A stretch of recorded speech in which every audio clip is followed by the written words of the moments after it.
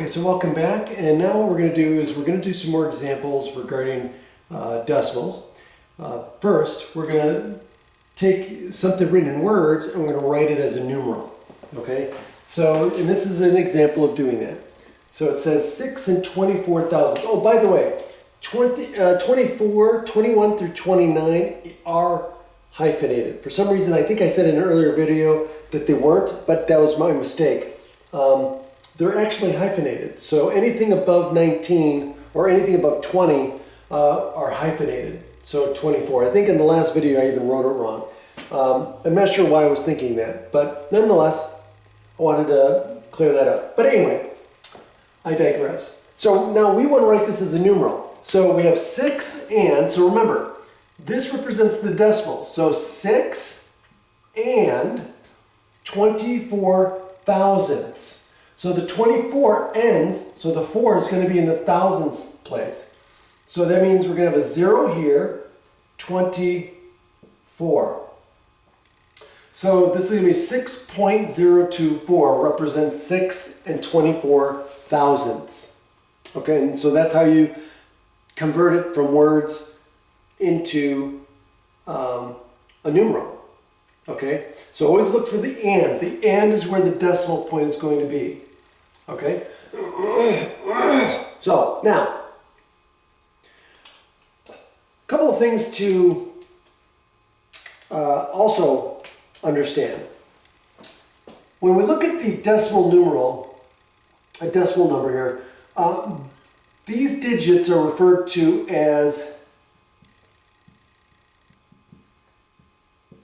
decimal digits.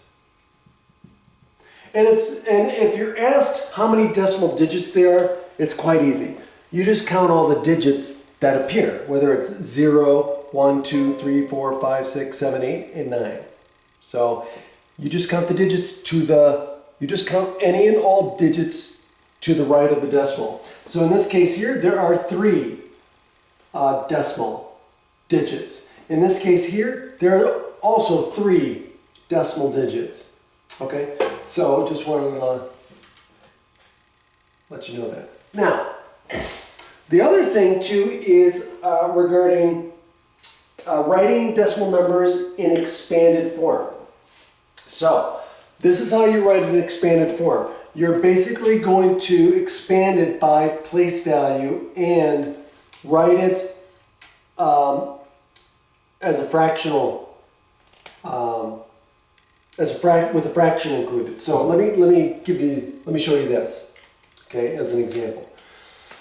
So 23.526 would be written in an expanded form as follows. So 2 represents 20. So this would be 2 times what? 10. Right?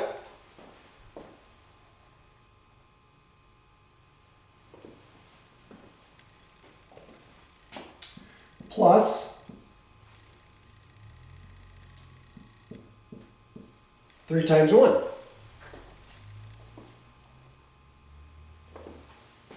Plus 5 times 1/10.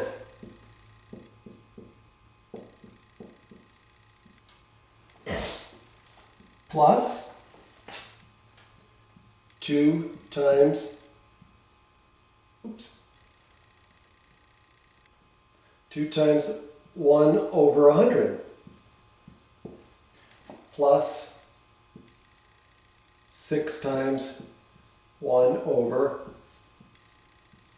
1,000. And that is what we call expanded form. Now I don't have to have the parentheses. I could drop the parentheses because, again, remember, order of operations. Okay? But I like the parentheses because it makes it clear which the place values.